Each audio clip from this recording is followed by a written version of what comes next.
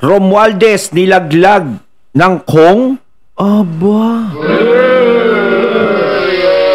Marcoleta nangunguna. Lagot na ang Marcos slate. Ayan. Siyempre, itong balitang ating matutunghayan ngayon ay nagmula kay Robin Sweet Showbiz. Ayan, siyempre, ito po ang inyong lingkod na si BT na magbibigay ng reaksyon at komento dito sa video na ating matutunghayan ngayon.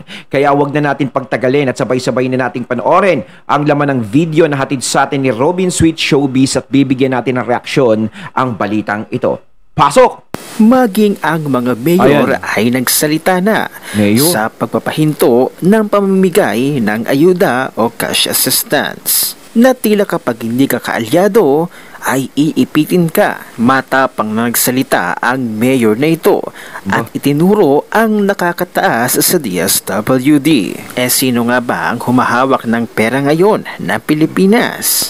Hindi ba't si Tamba? At si Tamba lang naman ang sinusunod ng lahat ng ahensya ng gobyerno. Kaya tila ang pamimigay ng ayuda ay nakakasama din pala. Hindi totoo yan, no? Talagang, ikaw talaga, kapag kumontra ka, no, talagang mawawala ka sa eksena. Mawawalan ka ng suporta. Diba, mawawalan ka talaga. Kasi, sila yung may hawak-hawak ng timon, eh. Sila yung nagmamaneho, eh. Pwede ka nilang ilaglag sa barko, eh. Diba? Sila yung leader ng ganyan eh. Kaya parang hindi nagiging patas yung laban. Kaya hindi tayo magtataka kung bakit napakaraming kumakalaban sa mga Duterte ngayon, na mga nakapwesto ngayon dyan sa Kongreso, diba? Siyempre sila, di naman natin masisi yung iba.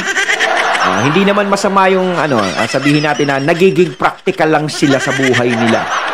Siyempre nga naman, kung kukontrahin namin to, nako, wala kaming magiging pondo. Diba? Ano yung pamimigay namin? Saan manggagaling? Sa bulsa namin. Pero kung ikaw ay may prinsipyo kang tao at para sa bayan ng puso't isip mo, o kahit walang ganyan, si VP Sara nga, kahit wala akong pondo, magtatrabaho ako. Diba? Yun ang tamang pananaw sa buhay. Diba? Pero kung ikaw, yung ganun nga, yung pananaw mo is ganun, pinaglalaban mo yung tama, nasa likod mo ang taong bayan. Pero kung susunod ka sa mga gustong mangyari ng mga ganitong tao, yung mga ganong tao, nako, sinisira mo lang yung reputasyon mo. Sinasanay ang taong bayan na maging palaasa sa gobyerno at isang batugan. Ang paggamit nito ng isang mayor abangan sa buong video. Samantala, ang tila pagmamanipula ng administrasyon na ito sa mga pa-survey kuno na kanilang pinalabas na tumaas daw ang mga pro-Marcos ngayon kaysa Pro Duterte. O, yan naman tignan natin, ha? Kanina, yung isang survey, ito tignan naman natin ngayon. Pero makikita nyo naman sa mga reactions ng taong bayan. Sa mahigit 9,000 na mga nag-react, 8,500 dito ay tumawa lang. Ibig sabihin, walang naniniwala kay BBM. News. Sa pinaka-latest survey, dumami ang mga pro-Marcos. 79 million % na ang may gusto kay BBM, habang negative 30, infinity na lang ngayon ang pabor sa Duterte camp. Mga Pilipino na naging pro-Marcos. Super pabor ako kay BBM. Dahil kay BBM, ang dati naming tahimik na lugar, exciting na. Marami na ulit ang krimen. Mga bangingis sa kanto. Kala ko ba naman kung ano na yan, yung dating tahimik na lugar? Mga addict na very cheerful at laging nakangisi kahit walang rason. Hindi totoo yan, no? Ako nga may mga nasasalubong na ako eh. Diba? May mga nasasalubong na ako sa kalsada. Dati wala ka nasasalubong ng mga ganyan. Mas maganda. Dati wala akong nasasalubong sa kalsadang ganun. Ngayon may nasasalubong na akong ganun. Kaya parang nakakatakot na sa gabi ngayon. Tapos yung kuhanan ng mga bata, nako, nakakatakot na yan. Diba? Dati nung panahon ni FPRRD, walang ganun. Walang ganun talaga. Takot lahat talaga ng mga kriminal noon, yung mga gumagawa ng masama. Alam nila mangyayari sa kanila eh. Mapupusoy sila nun eh. Kasi ngayon parang wala, maluwag. O, mahuli ka, bukas makalaya ka naman. Gumawa ka ng illegal ngayon, o piyansa lang yan, tapos yan. Laya ka na, walang mangyayari sa'yo. Diba? Sabihin mo, pag nahuli ka, nahuli kang nagkakarakro sa kalsada. O pwede mo nga sabihin doon sa huhuli sa'yo. Yung drug lord nga, pinapakawalan yun. Drug lord nga, pinapakawalan kami pa.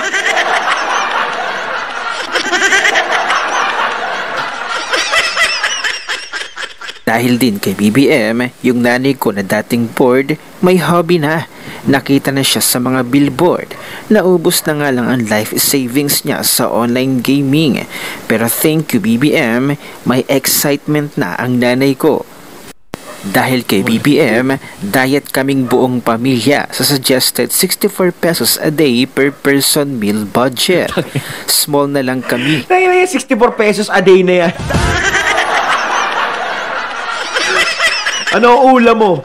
Isang kababayan, kada umaga kababayan, tanghalian, hopyang hapon. Ay, hindi nga pala, mahal pa hopyang hapon, 50 pa yun. O Ribisco cracker. Tapos sa gabi, lugaw na lang tayo. Ganon, araw-araw, no?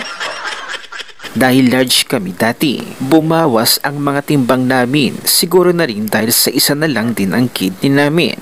Ipagpatuloy sana ng gobyerno yung hindi pagbigay ng pansin sa mga nawawalang bata para kontrol natin ang population ng Pilipinas. Ganito dapat yung may state-approved population control strategy. Gusto ko din yung mga baby walang mga vaccine available sa barangay center para survival of the fittest talaga. Matira, matibay. Ang mga naniniwala kay FPRID nagtatabaan. O, kita nyo ako. Pero yung naniniwala sa iba, magigimbuhukan. Ang Pilipinas, ang sesayang maging pro-BBM. Napakasaya ko sa pagtaas ng presyo, pagbenta ng mga ari-arian ng gobyerno, pero yung wala kang project na major. Napakasayang mabuhay sa ayun. Ang saya-saya nga ngayon no? Ang mura-mura ng bigas, no? Kulang na lang, umabot na ng 100. Baka sa susunod niyan, mga 200 na 1 kilo. Tapos meron ngang nilalabas na bigas, kaso naku, dami ko naririnig na reklamo. Hindi talaga mga katunay, sinasabi nila lasang putik daw. Sino dito yung mga nakabili na mga katunay? Comment naman sa comment box dito. Kung sino yung nakabili ng yung murang bigas na sinasabi nila. Kasi may mga nakabili akong kakilala, kinausap ko, sabi ko ano lasa. Sabi, mura ng mura yung isang matanda. Nung bumibili ako, sabi ko, ano lasa ng bigas? Nagsalita siya ng isang malaking letter P. Tapos sinabi niya, lasang putek. Hindi mo alam kung bigas o imbornal yung kinakain ko. Ang tigas-tigas parang basta lasang siya, parang kahit aso daw hindi pwedeng kainin. Yung kinausap ko nagsabi niyan, hindi ako baka sabihin niyo naninira. Hindi ako naninira. Kinausap ko yung bumili ng bigas na yon. Oo, nagkaroon ng bigas na yon. Nanggigigil siya, ayaw niya nang maulit. Mas pinagtiisan niya na lang yung bigas na 70 pesos kasi bumibili rin siya ng bigas ng mga panahon na yon. Tapos nagsasalita siya na nakakuha siya ng bigas na yon. Kaya kinausap ko siya, nakakuha siya ng ganong bigas noon. Syempre kakausapin ko, malay ko bang gano'n na sasabihin niya. O diba, baka sabihin niyo, sinisiraan niyo dito yung bigas natin na mura, nagbibigay na nga tayo ng... Hindi po sinisiraan, may nagsabi po. Diba, biglaan. Diba? Na barya at ang dating number 12. O, eto naman, nilabas na. Number 1, si Erwin Tulfo. O, sabi na sa inyo doon sa isa, hindi kayo pasok. O, dito, pasok naman kayo. Hindi nga. Dates ng 2025 midterm elections na si Congressman Rodante Marcoleta abay na mamayagpag. Tumaas siya sa ika-10 pwesto na siyang ikinatuwa ng mga netizens. Panoorin natin ang susunod na... Eto, number 10. Ngayon, number 1 na si Kong Marcoleta.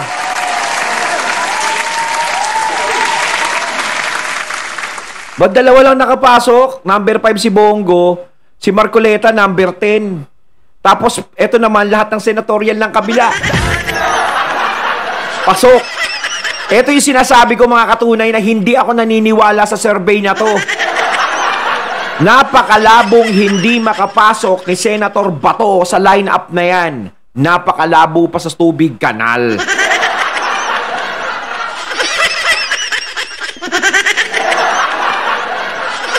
Hinahanap ko si Senator Bato, wala. Ibig sabihin, dinaig pa ni Tolentino si Bato? Ibig sabihin, mas maraming nagawa sa Senado si Tolentino kaysa kay Bato? Ibig sabihin, mas sikat si Tolentino kaysa kay Bato?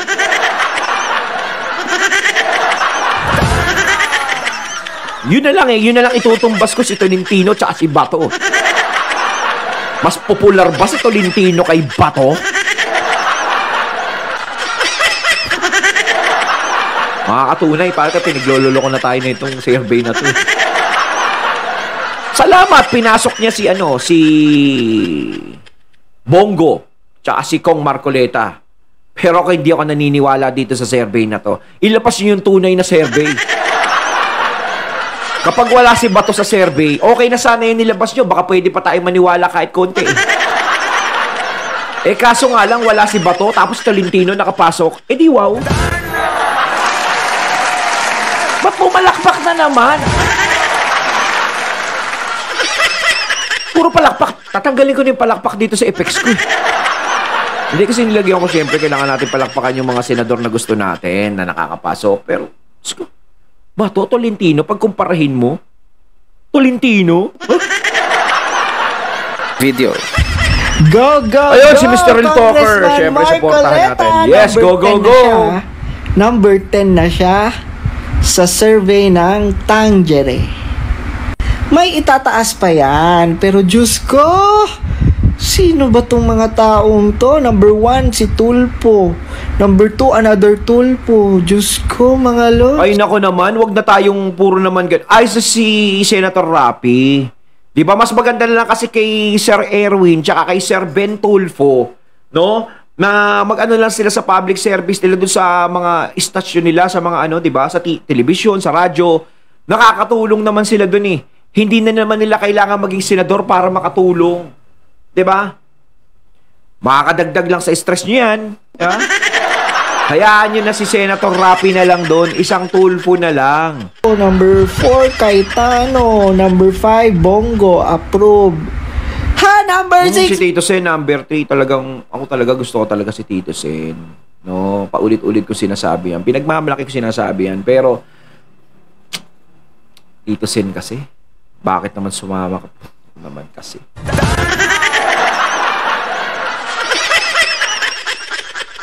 Manny Pacquiao, gumising na kayo mga...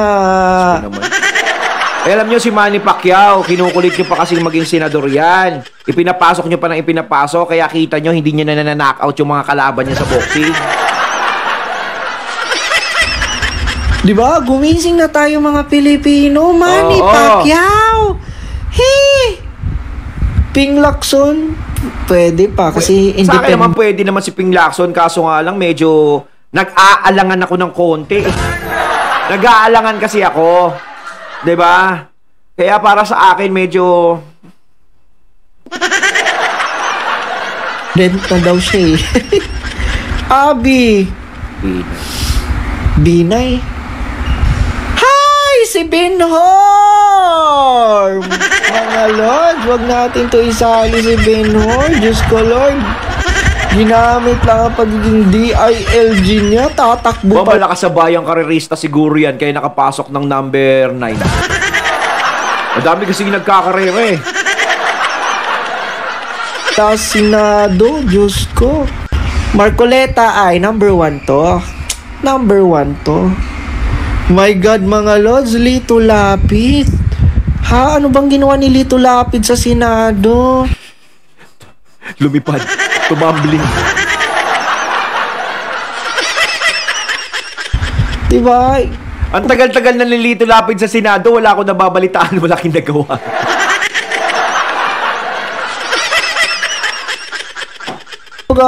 Hindi ko nga alam na may Lito Lapid palang senador. Ay, si Tol! Nako! Diba? Ito yung sinasabi ko. Natin to! Paano ako maniniwala? Siya nakapasok ng 12, si Bato wala. Natin tong iboto.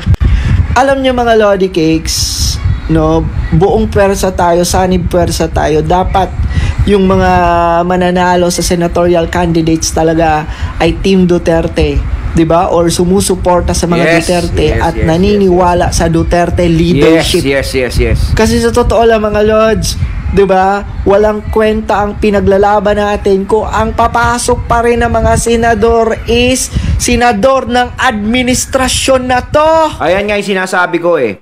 Kung ayaw nila ng pagbabago, yan yung mga makakapasok. 'Di ba? Kung ayaw nila ng pagbabago. Pero kung gusto nila ng pagbabago, ibang mukha naman. 'Di ba? Ibang mukha naman ang ilagay nila. Ngayon, kapag yan pa rin na nakapasok, ganun pa rin, wala pa rin pinagbago, nanalo pa rin sila. Hindi na pwedeng magreklamo ang taong bayan. Nasasabihin ano ba naman nangyayari sa gobyerno natin ngayon? Ito, mahal ang bilihin, ganito. Huwag na tayo magreklamo. Kasi paulit-ulit lang yung ginagawa nyo. 'Di ba? Ganun lang. Ayaw nyong bigyan ng pagkakataon yung iba na maglingkod, na makapasok. 'Di ba? Parang syempre nagtitiwala pa rin kayo sa mga dati.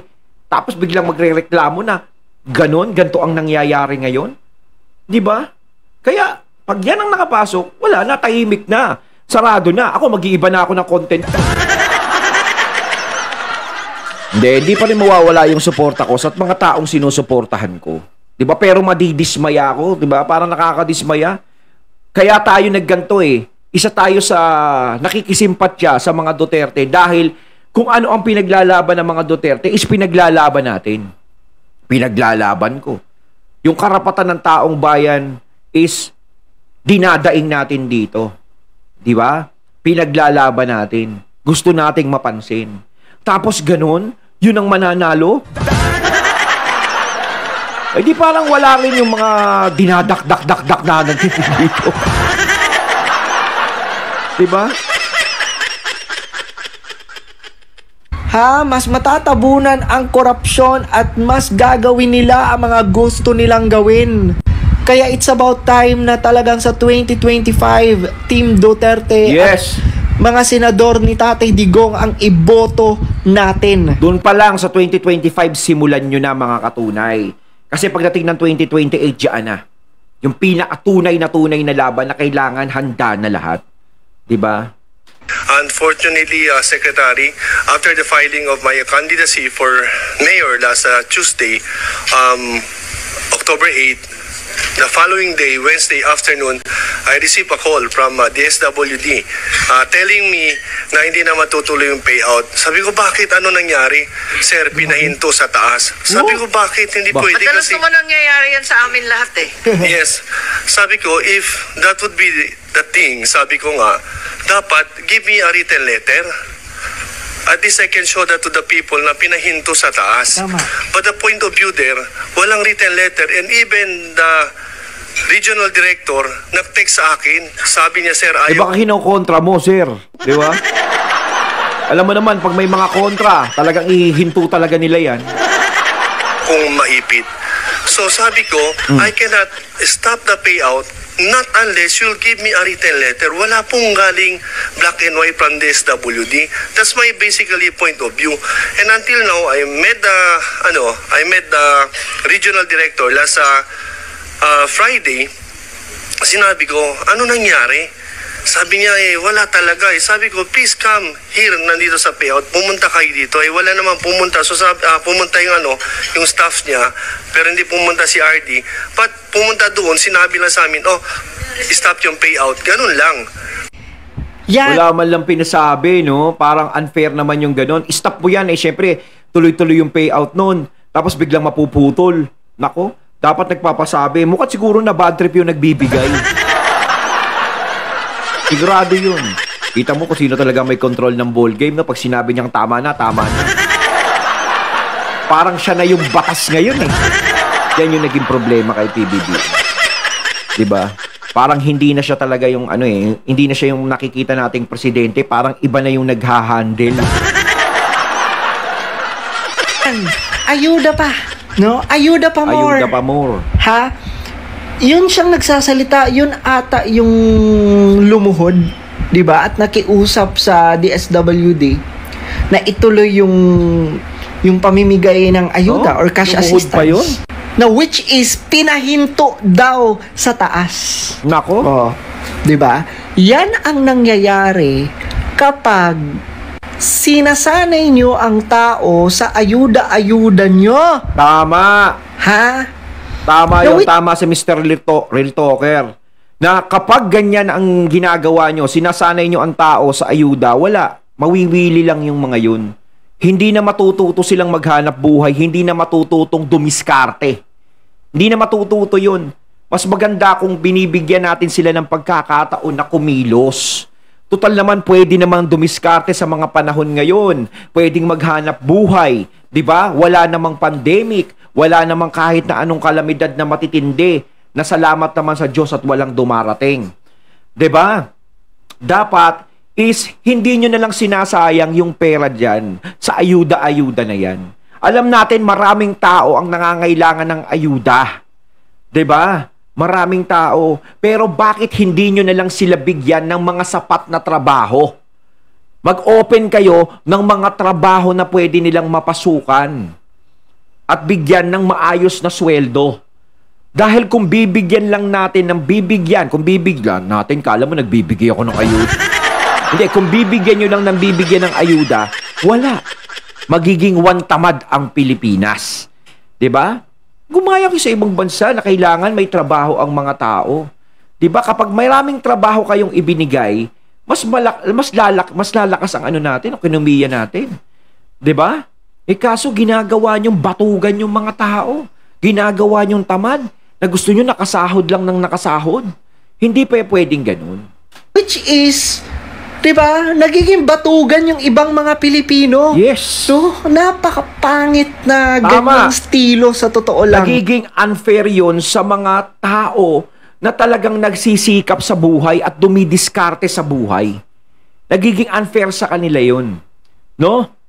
Kasi mas parang kinukonsinti natin yung ibang mga tamad na tao na ayaw magkaroon ng progreso sa buhay nila. Na umaasa na lang sa hingi at bigay. Tapos, palakasan system pa.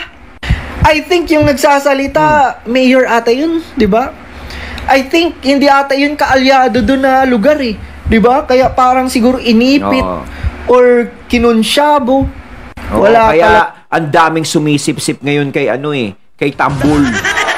Kay ho ho ho. O, di ba? Sabihin ni hey ho ho ho para malaman ko kung kaalyado kita. Ano ang password natin? Ito po ang password natin. Hey ho ho ho. O sige, may ayuda ka na. Ibigay mo na yan sa lugar mo. Kailangan kasi pag nagbibigay kayo ng ayuda sa lugar nyo, mga boss, is magsasalita kayo ng hey ho ho ho. Hey ho ho ho. Hindi ata nagaganon si Mayor eh, kaya talagang parang hindi ka nag-hey ho ho ho. Pahintuin ang ayuda yan. Kailangan mag-hey ho ho ho. Ang taong hindi mag-hey ho ho ho, hindi natin kasama yan, di kaalyado yan. Taga mga lods, ever since hindi talaga ako believe sa paayuda-ayuda ng gobyerno ngayon. Hindi. Mag-aaway-away lang ang tao. Tama. Magiging batugan lang Yes. ang mga Pilipino. Yan ang totoo. Ayun, natating natunghayan ng video na nagmula kay Robin Sweet Showbiz. At syempre natunghayan natin ang video na yon na binigyan natin ng reaksyon na nagmula kay Mr. Real Talker. Kayo mga katunay, anong masasabi nyo tungkol dito? Comment na po kayo sa comment box. So once again, I'm BT and I'm out. Peace.